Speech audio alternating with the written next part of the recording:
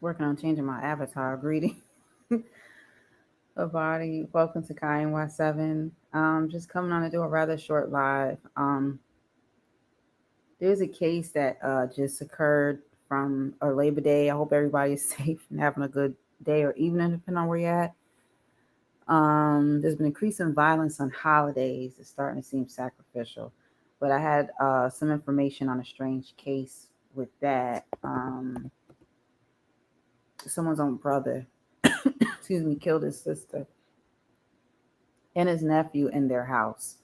But it was just very strange, and I just want to look at it because you didn't hear about it. Most people just heard of Chicago, right? Everybody heard of what's going on with Chicago, but it was like, okay, but what about some of these, this case too, and some other things that may get overlooked. Along with that, we know. Let me get this off. That with the Trump administration, they have been cracking down into. Hi, okay, someone's in early. Cool. Welcome. Thanks for being here. So yeah, I was going to show. I gotta change my avatar because I'm trying to have a serious conversation a little bit. If my avatar is it really reflected that, but hang on a second. I'll get the thumbnail up so I can show you guys what I was working on for tonight. Okay. So like I mentioned, there's a family where this happened at this is the brother. That's the actual face he was making in the courtroom. So I just added a cigarette to them lips. You just really slit the throats of your own sister and nephew. I'm going to give some information that I received about that case too, that they're just not really, they're not talking about it. I don't get it. I don't know. Holidays are starting to seem like, instead of it being for celebration, it's bringing the beast out of people.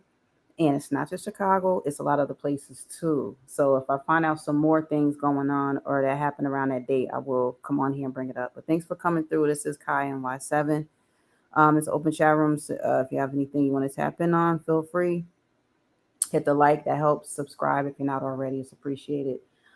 Then to the right side, if you look at the thumbnail I have up there, UFO alive and sending messages. So the Booga spear, which is like an orb, but that's the one that I've mentioned before. It was over Colombia. No one can explain where this came from. No one can explain. Now everybody's screaming outside. No one can explain why it generates heat, yet it's cold to the touch. No one can explain that it reacts differently when different people are around. There's actual possibly something physiological about it too, because I feel like I felt something when I was looking at other orbs, not like this one, which is metallic. So what I'm going to do is go ahead and show some clips of this case that I'm mentioning, give some commentary, and we'll show things back on this this orb. So I'm wondering what y'all think about it. Do y'all believe that there are UFOs, unidentified flying objects? Do you feel like this is man-made? Some people are saying it's man-made, but it's just ahead of our time. Some people are saying that the language, these are researchers, the language inscribed in this spear is so ancient that they kind of see where they're going with the message, but it's so ancient that it's they can't be for certain. But they're basically saying that it has a message for humankind, that we have to be paying more attention to things and basically like loving more on one another and being at peace. So I just feel that's really interesting.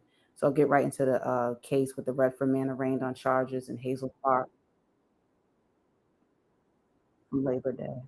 Nephew denied bond as new and gruesome details are revealed. It is a story we've been following since the horrific discovery was made on Monday. Thank you for joining us at 5. I'm Simon Shakett. 41-year-old Linda Hill and her 12-year-old son, Cardi Jackson, found dead inside their Hazel Park home. Police say they have evidence LaDamian Hill killed both of them. 7 News Detroit reporter Darren Cunningham in court today, and Darren, police detailing what led them to this suspect. That's right. Well, we've got the suspect, LaDamian Hill, coming out. LaDamian, we want back up. Can you talk about? Back up, guys.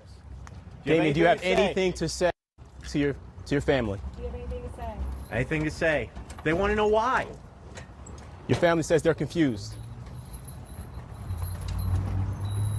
So That's the big question on everybody's All right. mind, is why this may have happened, right? And so that's LaDamian Hill, the suspect in this case, accused of killing his sister and his nephew. They're about to pull off. Let's move out of the way here. Brutal murder where these two had their According to the throats prosecutor, Hill has a lengthy rap sheet dating back to 2004, a number of assault charges, domestic violence charges. The list is pretty lengthy. Domestic violence charges, drug charges. One of those assault charges was actually assault with intent to murder back in 2009, but he actually ended up, he pled down.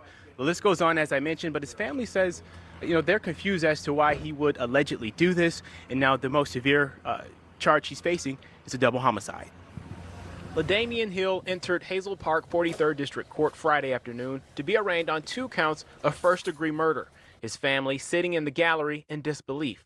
The 43-year-old is accused of slashing his sister's and nephew's throats. Monday, Hazel Park police found Linda Hill and her 12-year-old son, Cardi Jackson, murdered in their home on Bernardino Avenue. The easier answer for me is MCR 6.106, which denies your release entirely because you've been charged with murder. So my decision to deny release and deny any type of money bail is based on that court rule. So you have no opportunity to be released. Your release is denied. LaDamian Hill, a Redford resident, caused what the chief called a gruesome, bloody scene after investigators turned the home back over to the family. But prior to identifying a suspect, family members say they had trouble finding LaDamian to notify him of the tragedy. They say he showed up to the victim's home uninvited, telling family members, "Forgive me," and then laid on his sister's bed naked for about 10 minutes. They say he drove over in a red Lincoln, the same type of vehicle investigators say was spotted in the area before and after the murder. Tuesday, he was arrested at a home in Pontiac. The victim's loved ones just want to know why. This was a shock. I can't express. That's why. See, we got everything. We got the 4 whys, but we don't have the 5th why. Why? Because we don't know. All right, I don't know what that guy was just saying. Condolences out to his the mother and son. I gotta be honest, I don't know what he was saying. He said it's about 5 wives. I thought he was saying wives, and he said we got 2. We need 1 more wife. Like, what are you talking about, man? So maybe he's just upset. I try to give people the benefit of the doubt, but this stuff is serious. And I feel like the people that are speaking is making it more twisted. Like, y'all got me twisted like a pretzel. You haven't heard much about this. I hadn't heard nothing about this till yesterday. So I wrote it down because I had some content I wanted to get out anyway. So I'm going to put this in because it's still Labor Day week. You mainly heard about Chicago. You did not hear about this case, which is major. Like, it's just horrible. The nephew was found in the back room with his throat slit. The sister was up towards the front. They were running from him. Like, he probably was attacking and fighting, tussling with the sister. And the boy probably ran in the room, which a lot of the times that tends to be that way. The kid is scared, doesn't know what to do. Possibly. That's just my assumption. But we didn't hear nothing about this, which is it's kind of strange to me. And until we get that, we can't have closure, right? We didn't expect that from him. Don't nobody know why he did it. Right. And to notify him of the tragedy. They say he showed up to the victim's home uninvited, telling family members, "Forgive me," and then laid on his sister's bed naked for about 10 minutes. They say he drove over in a red Lincoln, the same type of vehicle investigators say was spotted in the area before and after the murder. Tuesday, he was arrested at a home in Pontiac. The victim's loved ones just want to know why. This was a shock. I can't express. That's why. See, we got everything. We got the 4 whys, but we don't have the 5th why. Why? Because we don't know. And until we get that, we can't have closure, right? We didn't expect that from him. Don't nobody know why he did it. Right. We just as confused as everybody else, but it's just our family. And that was the suspect's second son. You heard from there. We're told that he has 7 children. They say he took care of his children, that he was very respectful of his family, his mom, his sister. And so, as you heard from the family there, they say they don't know why this would happen. Now, detectives say they also don't know a motive. We just tried to question Hill ourselves there. firsthand. He had nothing to say. He just looked at us and then got into the sheriff's jail van, and the van took off there. Now, the weapon used in this crime, we're told, has not been recovered, but investigators say they did recover an escape plan. They say that Hill wrote, or allegedly wrote, an escape plan detailing some of the things he wanted to take with him to try and disappear, including a passport. And so on that note, the judge denied bond. Live in Hazel Park, Darren Cunningham, 7 News Detroit. Stunning and heartbreaking. So that was one out of Redford that we just didn't hear about. I want to show something too right now, something that is a reason why I said sacrifices, because there's just been a lot of extreme violence. It's been happening. Of course, it's be occurring like different days, but there's just been a hike on like religious dates, holidays, things like that we observe for celebration, you know. So I was looking at something too. I know this is AI, but it's on websites too, which I can pull a couple up.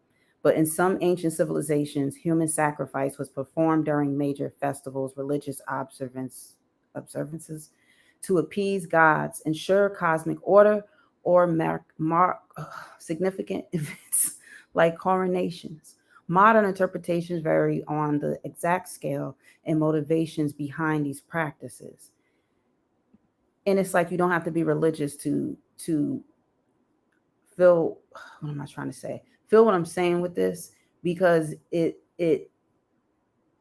there's something going on with folks. Some of it is drug induced, some of it is mental illness, but there is mental illnesses that seem to tap into some supernatural sometimes like a spiritual realm. People with certain mental disorders are considered demons, or you got a demon in you and things like that. Sometimes there's no demon in there. They just have trouble getting their mind right. But then with some, it does seem like they have a deeper connection with the demonic entity. And now it's being more and more displayed on holidays. Why is it just holidays? Sometimes it's drinking. I know that, other things, right? But the extremity of doing things to people that are closest to you is like the utmost of demonism. You are attacking people closest to you because they're your easiest target. Just like when you're feeling down and out because the people you thought would support you don't. I think a lot of us have felt that way. That's how the enemy works. He has to get to the people closest to you. That's what he wants you to destroy, and destroy yourself as well. So I just think, I don't know, maybe some people think it's a reach, but I think there's like a big, more of a meaning behind this, possibly. His whole demeanor in court was very non-remorseful. He looked angry. He looked like his butt hurts too. It looked like he just couldn't get his butt cheeks together or something. Like he was in pain. It's just strange. So the family shows up to court. They're staring at him. They're saying they didn't know nothing. They can't believe this happened. I'm like, are y'all sure there wasn't no signs? But you didn't want to speak up about it? This type of extreme domestic violence doesn't just come up out of nowhere most of the time.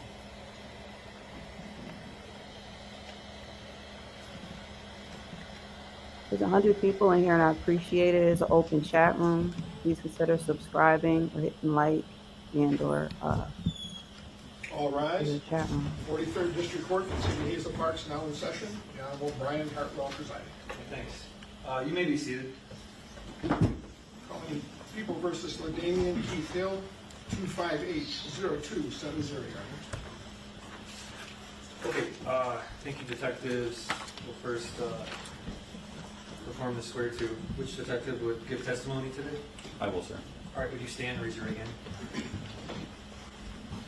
Do you swear or affirm testimony you give will be the truth, and that you reviewed the contents of the warrant and complaint to the best of your knowledge?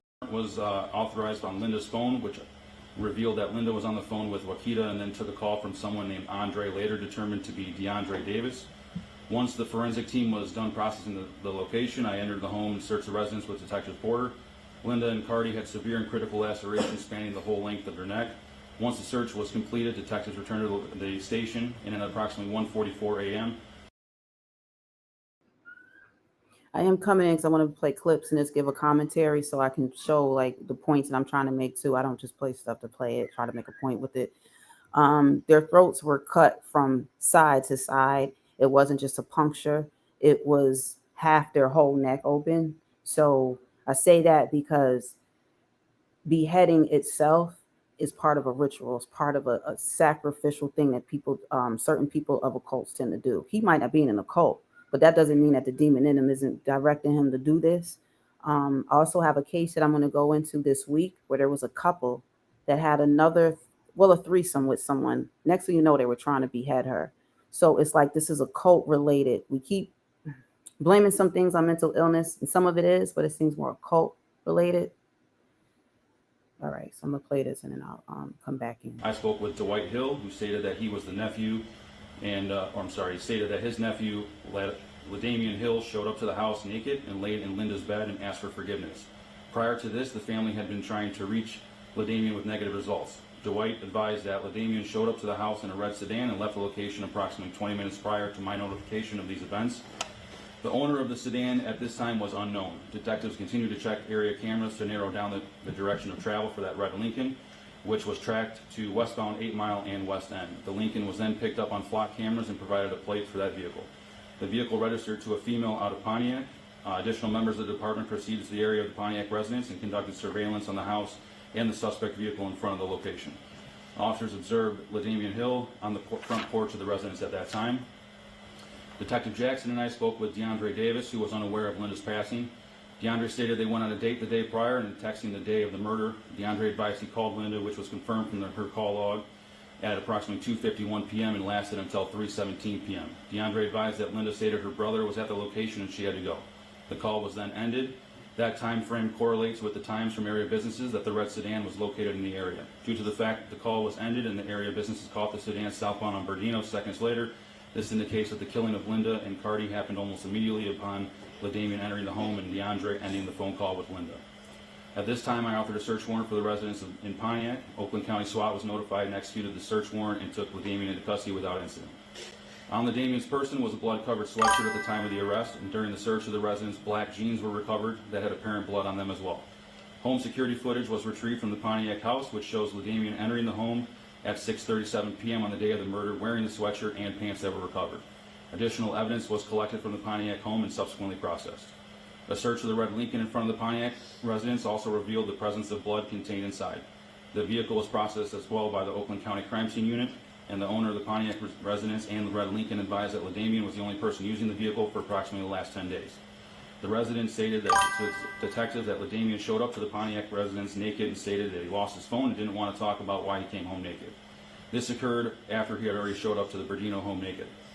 LaDamian was transported to the station where he was processed. LaDamian subsequently refused to cooperate with detectives and provide any insight to a motive for the killing. The weapon used in this crime has not yet been recovered, and this case was then subsequently presented to the Oakland County Prosecutor's Office, who authorized a 2-count warrant that sits before you, count 1 being for homicide, murder, first degree, premeditated for the killing of Linda Faye Hill, count 2 being for homicide, murder, first degree, premeditated for the killing of Cardi Crone Jackson. Anything else you'd like to add? We'll have a subsequent bond request. The court's been presented with a proper complaint based on the factual allegations contained in the actual complaint and the sworn testimony moments ago. The court finds probable cause to believe that the accused committed the alleged offenses. I've issued the warrant and I've signed the complaint. Okay, let's shift to the arraignment.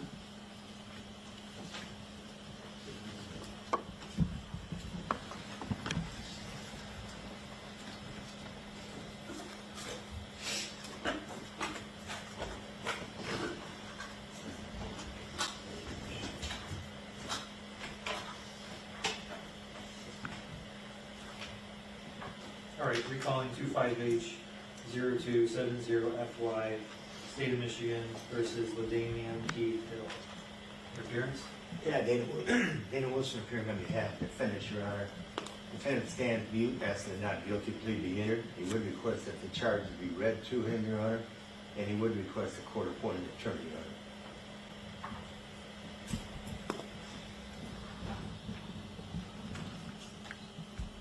Are you LaDamian Kiy Hill? I am. This is your arraignment. You've been charged with 2 counts in the complaint. Count 1 is premeditated homicide, murder first degree. This is a count that could be punished with life in prison without parole, with DNA to be taken. Count 2 is the same. Premeditated homicide, murder first degree. This felony could be punished with life in prison without parole and DNA to be taken. The court will enter not guilty pleas on your behalf for both of these counts. You have the right, constitutional right to a trial by jury. You have a constitutional right to be represented by an attorney at all stages of this case. I did not find any prior. He declined to answer substance use questions. However, it was stated to me that he may use alcohol, marijuana, and occasional pills. He did not report any mental health concerns to me, nor did his reference. At the time of arrest, he did have active bench warrants. He does have a lengthy criminal history. He does have prior convictions of violence and weapons offenses.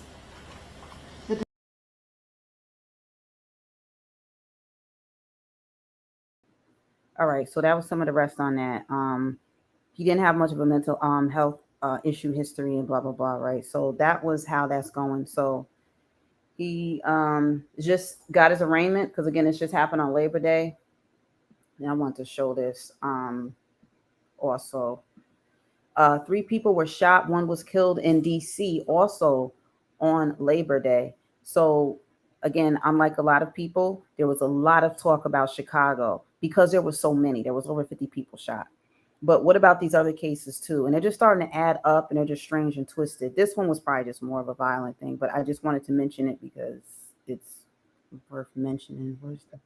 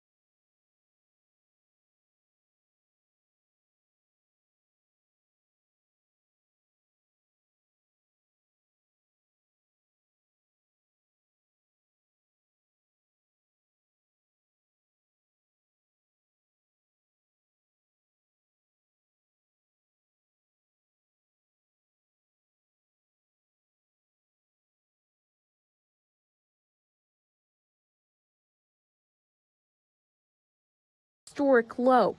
We reached out to Mayor Bowser about the shootings happened in 2 different parts of the city, just about an hour apart. The first call came in at 4:15 p.m. at the Brentwood Rec Center in Northeast. D.C. police say a man was shot several times here. Our cameras captured bullet casings in a picnic area behind the building. Neighbors tell News 4 they heard at least 4 gunshots. The second shooting happened across town on Mississippi Avenue in Southeast around 5:15. 2 women were shot here. Police say they were conscious and breathing as they were taken to the hospital. It seems like it was an argument from community members involving some adults, some children. And it happened right here on the playground where kids supposed to be playing at, being safe at. Ward 8 Councilman Trayon White was on the scene. We praying for the family, but it's just a lot of ignorance. A lot of unnecessary violence happened over and over again. Police are still searching for suspects in both of these shootings. They happened on the very same day President Trump posted this to his social media, declaring D.C. a, quote, crime-free zone and praising the mayor, saying in part, Mayor Muriel Bowser of D.C. has become very popular because she worked with me and my great people in bringing crime down to virtually nothing in D.C. It has been 3 weeks since the White House took control of the D.C. Police Department and deployed the National Guard here. Since then, the Trump administration has said crime in the district has dropped, even though before the federal surge, D.C. police statistics showed violent crime in the city was at a historic low. We reached out to Mayor Bowser about the president's post and these recent shootings. A spokesperson for her declined to comment.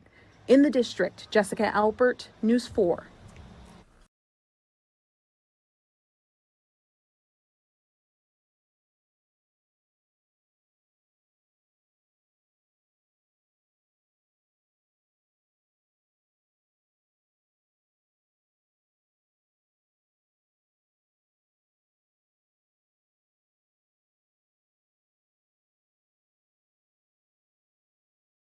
All this amid the president's threats to send in the National Guard to crack down on crime. Even at Labor Day weekend in the city of Chicago, since Friday night, 54 people have been shot, 7 people killed. The youngest victim, just 14. Sadly, shootings are up from last year's Labor Day when 42 people were shot, 10 people were killed, according to the Sun-Times. All this amid the president's threats to send in the National Guard to crack down on crime, even as city leaders say crime is down. This evening, NBC5's V. Wynn spoke with violence prevention groups who are now urging neighbors to step in and to help break the cycle. Police are investigating dozens of shootings, including 2 mass incidents over the holiday weekend. This one injured 5 people early Monday morning near 35th and Cottage Grove on the city's south side. Among the victims, a 17-year-old boy. It's very upsetting because you have to think about the victims of the gun violence right now in Chicago and throughout our nation. Theo Hardiman is the founder of Violence Interrupters. His organization has been around for more than 2 decades, trying to keep the peace and addressing the root causes of gun violence in his community. Instead of the National Guard, we need a black National Guard. And what I mean by that, we need black men to step up and work with their nephews and their sons and see if we can turn this here tide of violence around. Police also responded to another mass shooting on Saturday night just blocks away from Chicago Police headquarters. At least 7 people were shot in a drive-by near 35th and State. That same night, a 17-year-old girl was hit by a stray bullet in her Inglewood home. Crisis responders in that neighborhood say they need more funding and resources. Violence, crime like that, it's hurtful, for one, because nobody deserves to be shot, period. Charles McKenzie runs Inglewood First Responders. We have to help to make our community better. We cannot point the fingers at no one. We have to work together as a collective to make a difference. His group is made up of teens and young adults trying to bridge the gap between police and the community and to build trust as seen in these pictures. We just got to get more stronger and come up with a better solution how to tackle the violence throughout our city. But I don't believe the National Guard should be in Chicago. Hopefully one day we get to a solution where we can decrease half of the violence that's going on throughout our city. V1 NBC 5 News.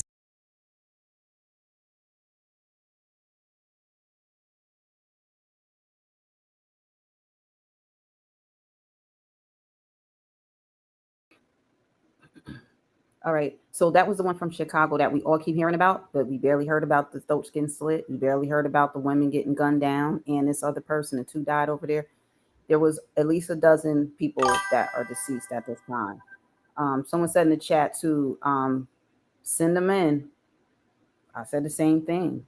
You know, the military is going to get a lot of pushback like they've been receiving. But my thing is, get your community in order, or somebody else may want to help you go ahead and do that, because it's not really right. It's not fair to other people, even though the inner city does have different disadvantages, and we know that.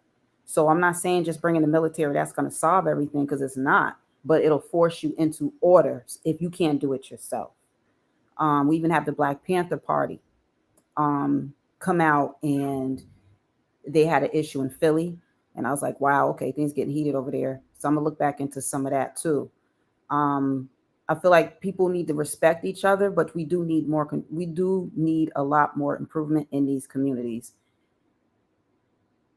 I don't know if it's too much pride from these mayors of Chicago, and the one in California, you know, everything was ablaze. And she was like, no, everything's fine. Mayor Bass, Governor Newsom. I know you don't want people stepping on your toes, but if you rather just see caskets and urns, you know, going left and right, because that's all it is. The funeral homes are booked. The cemeteries is full. The only difference now is there's been so many deaths and such inflation with prices that more people want to be cremated. So they're in urns.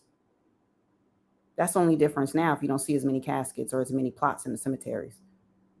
There's a lot of death going on. So I just asked you, I think some of this could be sacrificial because some of it is just way too twisted.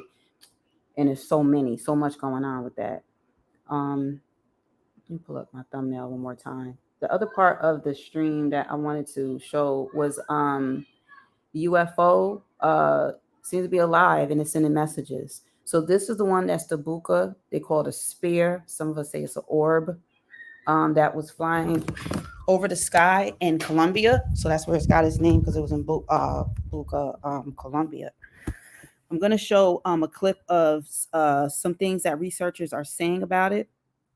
To me, it has the elements of life in it. But it's cold to the touch, but it's very hot in its core. And there's life-like, some type of plasma, life-like plasma within the core. It's seamless. There's no seam. Like, how did they create the ball? No one's been able to figure it out. The ancient inscriptions that are on the outside, no one's been able to figure it out. Why it reacts differently to different people that come in contact with it, no one's been able to figure out. So I'm wondering some of y'all thoughts, whether you catch it live or you catch the replay, it's appreciated. I'm Kiy NY7. I like to have different type of information here. Some of it's universal. Most of it has to do with the inner community, but also spirituality and sexuality, because those are underrated areas of life that hold some of the most power. All right, I'm going to get right into the Boougga spear and some information on that. It was just open for it wasn't open, but they're looking into it deeper. Not that long ago, recently ago. Hang on a second.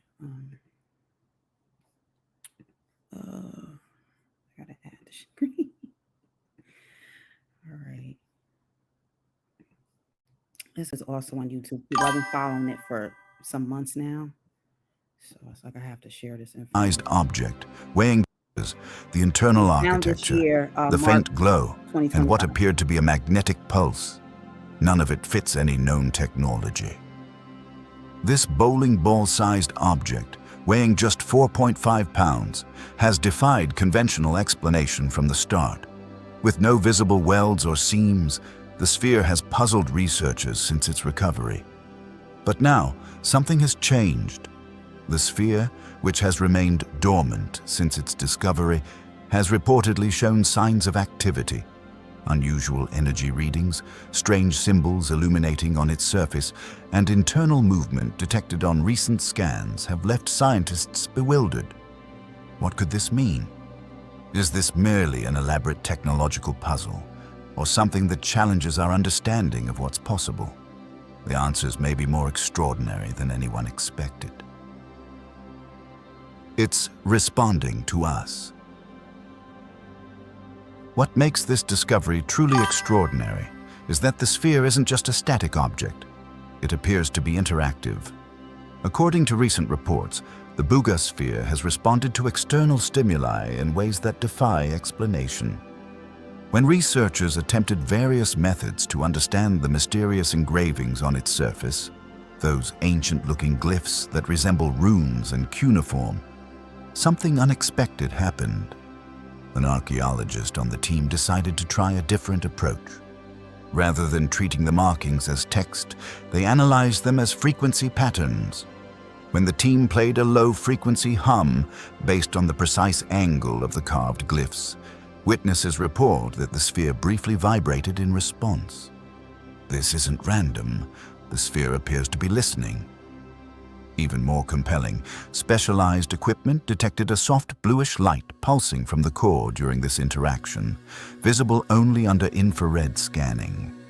This subtle reaction suggests the sphere may contain energy sources or mechanisms that respond to specific acoustic triggers. Dr. Velasquez, the radiologist who initially examined the sphere's interior, noted that this behavior aligns with the unusual internal architecture his team discovered. Those 3 concentric metal layers and the mysterious microspheres contained within. And that's not even the strangest part, because what they found embedded in the center has researchers stunned. The core structure shifts. What initially fascinated researchers about the Boougga sphere was its complex internal architecture. X-ray scans revealed an elaborate structure inside the seamless exterior. 3 concentric metal layers containing 9 distinct microspheres arranged in a precise pattern. But now, something unprecedented has occurred. According to 2 imaging technicians working with the research team, one of those microspheres has shifted position. This movement reportedly happened after the infrared pulse was detected during the sound frequency experiments. We ran identical scans before and after the acoustic test, one technician explained. The comparison clearly shows one of the internal spheres has relocated by approximately 3 millimeters from its original position. This subtle movement has enormous implications. It suggests the sphere contains active mechanical components, despite having no visible means of activation or external controls. One theoretical physicist examining the data has proposed an intriguing possibility. What we're witnessing could be part of a quantum-encoded locking mechanism, potentially an ancient sleeper system that has been awaiting specific conditions or signals for activation. If this is the first time you're hearing about this, make sure to subscribe. This story is only just beginning. So let's break this down real quick. You've got a sphere, no seams, no visible entry, 3 metal layers, 9 internal spheres, and now it's responding to sound, to temperature, maybe even to light. This isn't a decorative object. It's more like a vault. But the question is, a vault for what? What makes this truly perplexing is the sphere's construction. Modern manufacturing struggles to create objects without seams. Yet this sphere appears completely seamless. The material itself remains puzzlingly cold to the touch, regardless of ambient temperature. And now, with evidence of internal movement, we're facing something that challenges our understanding of what's possible. Is this sophisticated human technology that's somehow been kept secret? Or something else entirely? Whatever the Boougga sphere represents, it's clear we're only beginning to understand its significance. The cosmic connections. What transforms this discovery from merely unusual to potentially world-changing is its apparent connection to historical records that predate its discovery by centuries. A document recently brought to light from the Vatican archive has stunned researchers. Dating back to the 17th century, this Jesuit map depicts what it calls the 9 spheres of arrival across the globe. What's extraordinary is that one of these marked locations falls exactly over modern-day Boougga, Colombia, the precise location where our mysterious sphere was discovered in March 2025. This historical document raises profound questions. How could cartographers from the 1600s have known to mark this specific location? And what did they understand about these spheres of arrival that we're only now beginning to grasp? This revelation has led some theorists to propose that the Boougga object may not be unique, but rather part of a global set, a network of similar spheres potentially designed to communicate across vast time frames or distances. Adding another layer to this mystery, geospatial analysts have noted something even more perplexing. The exact coordinates where the Boougga sphere was discovered align with ancient ley line networks. These theoretical energy pathways connect major archaeological sites across South America, including Tiwanaku, Nazca, and San Agustin, all locations known for their megalithic structures and astronomical alignment. Okay, so I'll just pause on that for a moment. And if you see what they're saying is it was named Boougga Booga. I mean, I'm saying it wrong. Booga, because it was discovered hovering from the sky in Buga, Colombia. So that's why they named it that. There were other sightings of metallic balls. One was in the 1970s and in the early 1980s. I spoke on that too, and I will again. I will bring that up and put them all together and see what their similarities are and some of their differences are. Because some people may say like, "Oh, it's man-made," ain't no alien do that. It's nothing ancient about it, but it's been unfathomable. No one has been able to figure it out.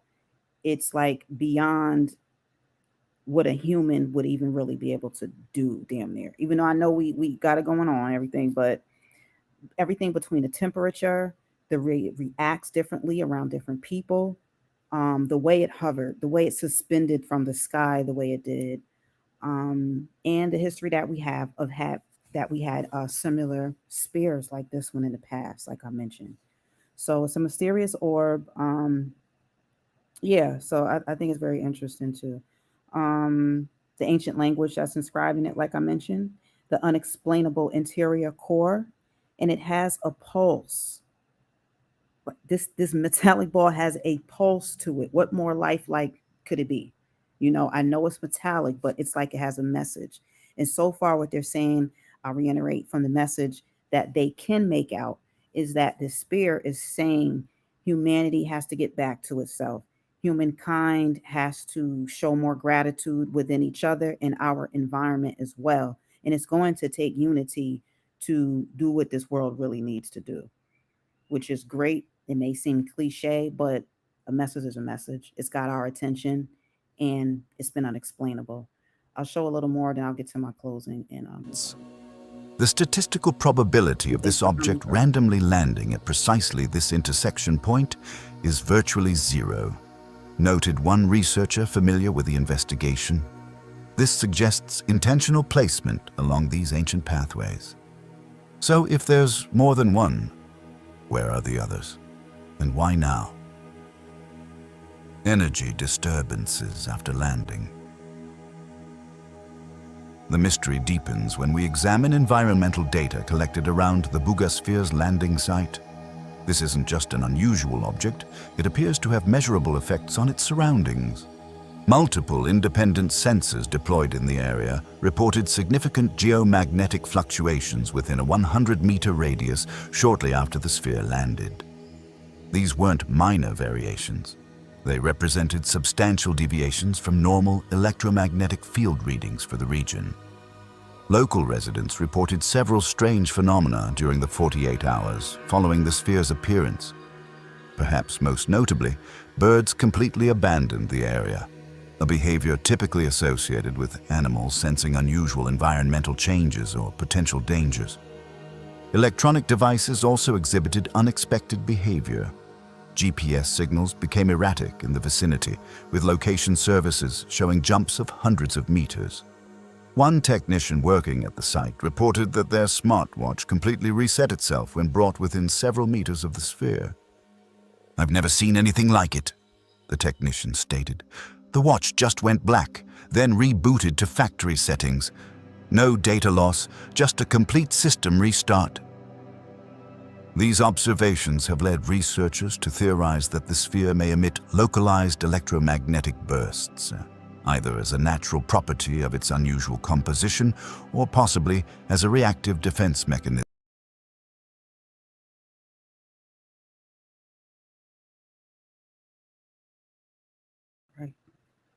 All right, so it's a very interesting research that's being done on this Booga sphere. So I'm sure we'll be hearing more as we come along. They don't want to destroy it, and they're probably too scared to anyway. So I'm sure there'll be more information to come with this extraordinary find that came out of Buga, Colombia. All right, so just wrapping things up. Appreciate everyone coming through. This is the channel Kiy NY7. Here's the thumbnail. I was going over Labor Day. There was many victims in those mysterious murders that I mentioned, with the uncle here with the cigarette in his mouth, badly slit his sister and his nephew's throat in their house, then stripped down butt naked and laid on her bed and just kept repeating the words, "Forgive me, forgive me." Strange things going on. I was relating it to the holidays in ancient times. There was just more sacrificial blood shed during times of celebration, during times of festivals and festivities. And I feel like we're starting to see it again as an increase. Chi-Town, there was over 55 people shot. At least 7 or 8 were killed. But I also want to mention, I remember back in 2017, on the 4th of July, there was 101 people shot. And they mostly were young. They were like 20-year-olds and teens. That was like the biggest massacre that I knew of Chicago. In New York, things were cool. It was a real nice holiday for us. And then when I heard about what happened there, it was just strange. It went from like feeling patriotic in America to feeling like, what the heck is going on in America? But just wanted to mention that. And with these Labor Day murders and violence increase, we know that that's going to affect the Trump administration that's already wanting to move forward with the military. Now, someone in the chat and I agree that, hey, do what y'all got to do. But I think it's just going to force more community unity. And that's what I would hope out of everything. Yeah, and to the trolls or whatever, you can't knock what somebody else does when you're not doing anything at all, whether it's for the community or anything, or probably even washing your own butt. So, yeah, you don't want to get roasted by me. So yeah, so that's that for that. I just want to bring that up. And coming up, we have a corn moon tomorrow, and tomorrow night is going to be the 7th and the 8th. So I have some information on that, some changes that may affect your lifestyle, just stuff to look forward to with the change of the moon and how it's like a change in the phase of our lives. So that's the part of astronomy, different things like that I do like to look into and come on here and discuss from time to time. So we got that coming up. Not gonna be talking too much about Young Thug, but specifically, I have something coming up just with Young Thug's case, Pee Wee Roscoe's case, some of the things like that, and it had to do with Lil Wayne. That just something's off. But I just I got to talk about some of that coming up, and the purging that's been going on with CDC. So if you're interested, hope to see y'all back, and I think I appreciate your participation with the channel. Y'all know what to do. That helps people's channels if you are going to stick around. If not, I don't mind that you leave. So, to keep my numbers more balanced anyway, I like for people interact sometimes, hit like button sometimes, consider subscribing, be here. It helps the channel. All right. And if you're not a part of it, don't want to be, don't support, then you don't got to be here getting none of this knowledge I got to give. All right. So I'm gonna mess with your energy anyway. I ain't playing with y'all. I'm here for the right reasons and the right people. So thanks for coming through. This is Kiy NY, and maybe I'll see y'all tomorrow. And y'all take care. Peace.